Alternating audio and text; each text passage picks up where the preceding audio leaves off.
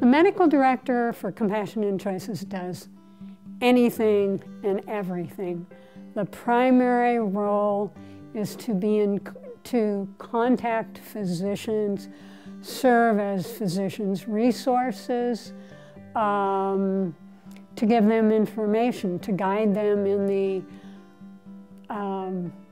proper use, the legal use of the law. As a medical director, I interact with the volunteer group mostly,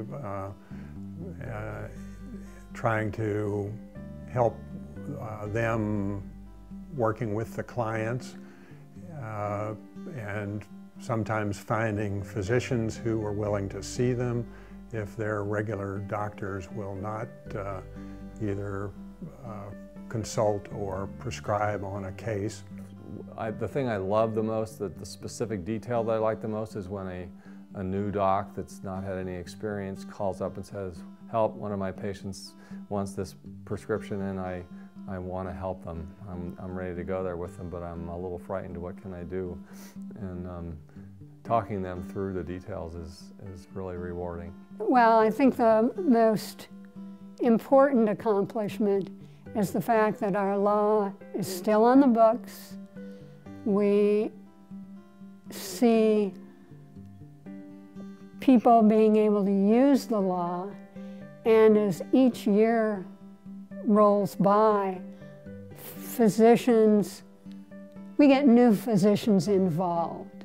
I really like the mission of Compassion and Choices because I love the increasing openness. I love the fact that compassion encourages people to look into what they want, to express what they want, and to improve their communication with their caregivers and their family.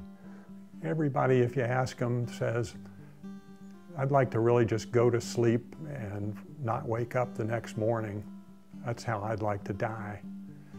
And I think that's kind of what we're offering to people, is the chance to peacefully go to sleep and to have control over the end of their life.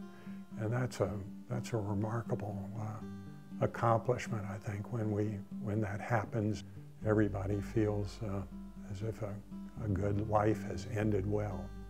I think the challenge here in Oregon is to make the public more aware of this option.